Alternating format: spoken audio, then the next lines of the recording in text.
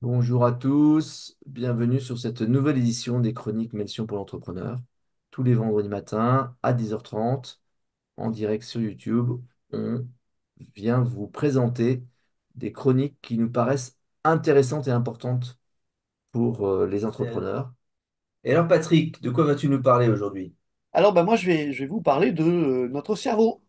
Il se trouve que dans un journal que j'aime bien, qui s'appelle Cerveau et Psycho, que je lis régulièrement, il y a un an est paru un article qui faisait le point sur une recherche menée sur le cerveau des entrepreneurs. Alors, de quoi est-ce qu'on va parler aujourd'hui? Eh bien, qu'est-ce que ça donne quand un neurologue se penche sur le cerveau d'un entrepreneur? Eh bien, on va d'abord voir qu'est-ce qu'il y a dans cet article de recherche publié l'année dernière. On verra quelles étaient les conditions de l'expérimentation, hein. Tous les articles de recherche ne sont pas à prendre au pied de la lettre, il faut regarder comment ils ont été construits. On verra ce que révèle cette étude et on verra comment c'est en fait assez cohérent, ces résultats qu'on peut qualifier de préliminaires, avec la Meltion Way, vous savez, la façon dont nous, chez Meltion Chassagne et compagnie, on essaye d'accompagner l'entrepreneur en lui conseillant de fonctionner d'une certaine façon. Alors, voici l'article. Vous avez les références et vous aurez tout ce qu'il vous faut pour aller prolonger votre réflexion sur le sujet. Euh, Voici le principal auteur. Alors, c'est pas lui le neurologue, lui, c'est le professeur d'entrepreneuriat à HEC Liège, Frédéric Holmes, et il s'est mis à travailler avec Steven Sloray. Steven Sloray, c'est lui le neurologue. Et qu'est-ce qu'ils ont donc fait à ces pauvres entrepreneurs? Eh bien, voilà, ils ont pris 23 entrepreneurs qui avaient créé plusieurs entreprises, donc des multirécidivistes, si vous voulez, et 17 managers qui n'avaient jamais créé d'entreprise. Et ils les ont installés dans ce qu'on appelle un IRM-F RS. Alors, un IRM, vous savez ce que c'est. F, fonctionnel, c'est-à-dire qu'il va regarder la façon, c'est un peu comme une caméra par rapport à une photo, il va regarder la façon dont les choses évoluent dans le cerveau. Et RS pour resting state, ça c'est intéressant. Ce sont des conditions d'expérience dans lesquelles on va étudier le cerveau au repos, c'est-à-dire qu'on ne donne pas à la personne qui est dans l'IRM une tâche précise à faire. On ne lui dit pas pense à quelque chose d'agréable, on ne lui dit pas fais-moi des calculs mentaux, on ne lui dit pas pense à quelque chose de triste, on ne lui dit pas fais-moi un business plan, on lui dit ne pense à rien. Et c'est dans cet état que l'on va mesurer le fonctionnement du cerveau. Voilà les données de base. On compare 23 entrepreneurs, 17 managers, et on compare le cerveau au repos. Qu'est-ce qu'on fait une fois qu'on a cette data? On fait une analyse des connexions entre les différentes zones du cerveau. Et comme il faut pointer l'IRM dans une direction particulière, on va s'intéresser à une zone du cerveau et c'est celle-là qu'on va étudier parce qu'on n'a pas encore, semble-t-il, de ce que je comprends, la puissance de calcul pour étudier tout le cerveau dans sa globalité. Il y a trop de data, il se passe trop de choses dans notre cerveau pour que on sorte des informations apparemment intéressantes du bruit général. Donc on focalise, on fait un choix méthodologique, on focalise sur une zone du cerveau et c'est celle-là qu'on observe. On observe les connexions qui se passent entre cette zone du cerveau et le reste. Alors, le principal résultat de cette étude, c'est que la connexion neuronale qui relie le lobe frontal et l'insula est plus développée chez les entrepreneurs que chez les managers. Ah bah avec ça, vous allez me dire, on est bien avancé, donc j'ai mon insula, j'ai mon lobe frontal droit, et je vois que donc j'ai une connexion qui est plus développée parce que je suis un entrepreneur ou moins développée parce que je suis un manager. Allons voir un petit peu plus loin ce que ça pourrait vouloir dire. Alors voilà une image qui vous montre la différence quelque part entre le cerveau de l'entrepreneur et le cerveau du manager. L'insula, c'est la petite partie bleue, le petit boomerang, On va voir dans un instant à quoi elle sert. Et la partie jaune, eh bien, c'est la partie du lobe frontal droit. Et vous voyez que chez l'entrepreneur, le flux de connexion est un plus important. Il y a un plus grand nombre de connexions entre ces deux zones, hein, que chez les managers. Alors, je vous ai parlé, hein, de l'analyse qu'on faisait de cette IRM. C'est sur l'insula qu'on a pointé la recherche et on a regardé ce qui passait et ce qui partait de l'insula, où est-ce que ça allait, est-ce que c'était différent entre les cerveaux des entrepreneurs et des managers. Alors, on va plonger un petit peu pour faire notre culture générale sur l'insula et le lobe frontal droit de nos cerveaux. Donc l'insula, c'est une des rares zones du cerveau qui est connectée à presque toutes les zones principales de nos cerveaux. Hein, donc c'est un endroit qui a un rôle particulier, il n'y en a pas énormément, des endroits du cerveau qui ont comme ça beaucoup de connexions un peu partout et qui joue un rôle clé dans ce qu'on appelle la flexibilité cognitive, la capacité de faire évoluer ses pensées, de faire évoluer le flux de neurones dans une direction, dans une autre, etc. Le lobe frontal droit, lui, hein, donc on est ici, là, juste derrière votre front, eh bien, il s'occupe de planification, mais il s'occupe aussi, et c'est ça qui est très intéressant, de gérer l'équilibre subtil entre le besoin d'explorer de nouvelles solutions, de nouveaux endroits, et le fait de choisir une stratégie éprouvée. Hein. Donc en gros, d'être dans le territoire inconnu, de décider d'aller dans le territoire inconnu ou décider d'aller dans le territoire connu. Et donc voilà ce que dit Frédéric Holmes. Il dit, c'est un petit peu comme si la connectivité fonctionnelle entre les deux régions, insula, lobe frontal, ressemblait à une autoroute chez les entrepreneurs et à une route nationale chez les managers. C'est-à-dire que le nombre de connexions, la fluidité, la vitesse de la connexion entre l'insula et la zone frontale droite euh, du cerveau chez les entrepreneurs était très intense. Alors qu'est-ce que ça veut dire? Eh bien, si on prend un pas de recul, ça me semble assez cohérent avec ce que nous expliquons dans la Melson Way. Dans la Melson Way, on a vu que l'analyse des comportements des entrepreneurs a donné naissance à la théorie de l'effectuation. On parle de Saras Sarasvati et vous avez sur la chaîne YouTube, vous avez une chronique, peut-être même des chroniques, qui parlent de cette femme extraordinaire qui a regardé le comportement des entrepreneurs et l'a comparé au comportement des managers et qui a vu qu'un entrepreneur, ça ne fonctionne pas de la même manière. Donc ça, c'est l'analyse du comportement. Ce qui est intéressant, c'est que cette recherche basée sur les neurosciences semble montrer que ben, il y a une facilité pour basculer de l'anticipation à la planification et sans cesse dans un sens et dans l'autre. Et pour moi, ça me semble être cohérent avec la théorie de l'effectuation. C'est-à-dire qu'il y a peut-être une racine neurologique au fonctionnement différent de l'entrepreneur.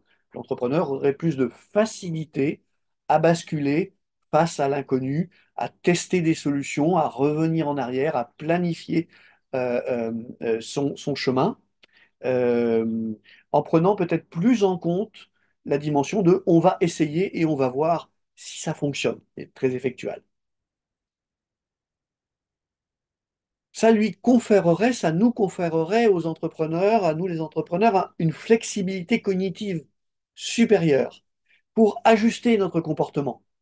Hein. On aurait finalement une sorte de facilité face à une situation, à envisager plusieurs solutions, à en choisir une à la tester, puis à revenir en arrière et à recommencer.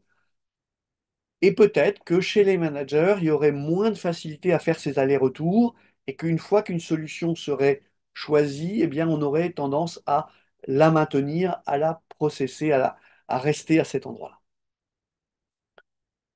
Alors, en conclusion, eh bien, allez lire l'étude, bien sûr, ça vous fera toujours de la culture générale, mais il faut reconnaître que 40 personnes, c'est un échantillon un peu court.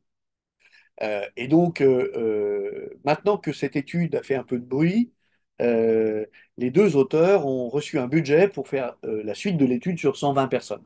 Bon, on peut se dire que 120 personnes, c'est encore un peu court, mais là, c'est déjà trois fois plus. Et on va voir donc quels sont les nouveaux résultats qui vont arriver. Et on va voir que si ils sont cohérents ou pas avec ces résultats précédents. Je vais une petite remarque, hein, c'est si vous vous sentez vous-même flexible en tant qu'entrepreneur, ben c'est peut-être soit que vous faites beaucoup de yoga, soit que vos neurones, et peut-être les deux, sont effectivement extrêmement flexibles. Et puis, dernière chose qu'il faut rappeler, hein, c'est cet effet de la plasticité neuronale. Notre cerveau n'est pas fixe, notre cerveau évolue, notre cerveau apprend. Et donc, les auteurs préconisent un certain nombre d'exercices pour développer cette flexibilité, cette connexion entre l'insula et le lobe frontal droit. Euh, Ça veut dire quelque part que, en tant qu'entrepreneur, on peut, si on ne se trouve pas assez flexible, on peut essayer de travailler à l'image de ce qu'on peut faire avec notre corps. On peut travailler notre cerveau pour lui donner disons, une meilleure facilité à envisager le champ des possibles et à tester des solutions tout en étant capable de revenir en arrière. Voilà ce que je voulais vous raconter ce matin.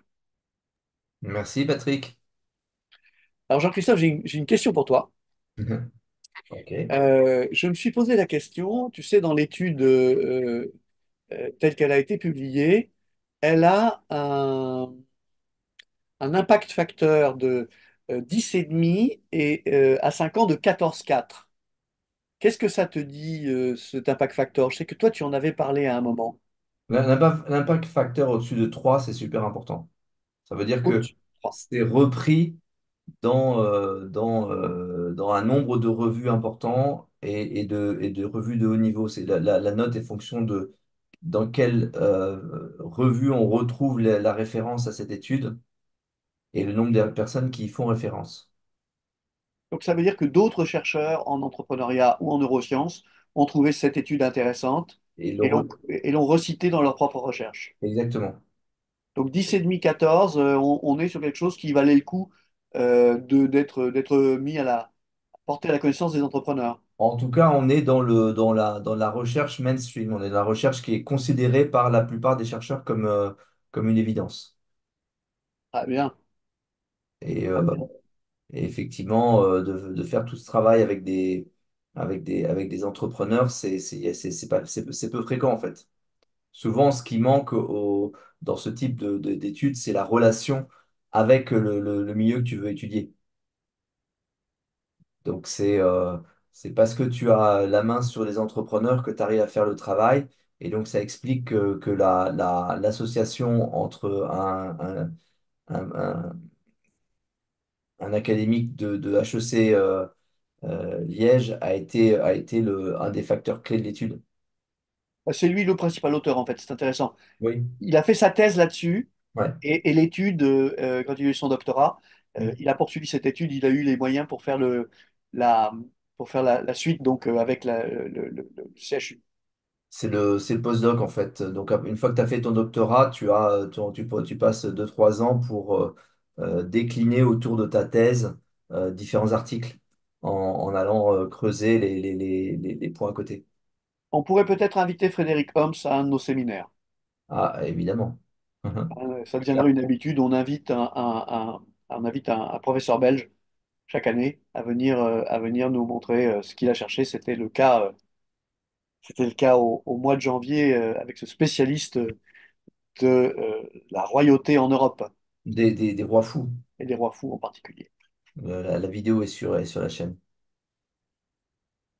Intéressant. Voilà, mais est-ce que vous avez d'autres questions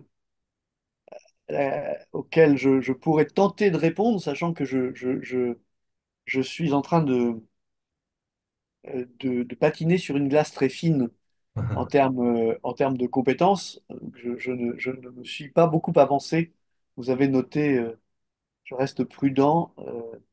Ce que j'ai compris de cet article, ce n'est pas forcément ce que d'autres personnes plus compétentes y trouveraient.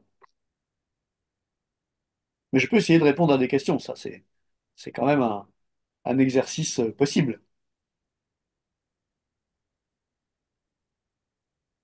Ouais, je rappelle que je garde un œil sur la vidéo YouTube, donc si vous nous regardez directement sur YouTube, n'hésitez pas à poser vos questions là aussi. Avec quelques secondes d'écart. Donc Ouais. c'est le l'ORTF de la grande époque. Qu'est-ce qui vous a le plus surpris dans cette présentation? Toi, est-ce que tu es surpris du rôle de l'insula dans cela, dans cette flexibilité? Non, enfin, je suis pas aussi précis dans les différentes parties du cerveau, etc. À la fois parce que c'est toujours un peu plus compliqué que ce qu'on voudrait dire, et ensuite parce que justement avec cette grande, grande plasticité que tu évoquais, on voit d'autres zones qui se développent en l'absence de l'une. C'est toujours l'histoire de cet homme qui était né avec un seul des deux lobes et qui avait respécialisé les différentes parties de son lobe, je crois, droit, alors que normalement, c'est des choses qui se passaient dans le lobe gauche, quoi. Donc, ouais. En tout cas, c'est un sujet, c'est un sujet.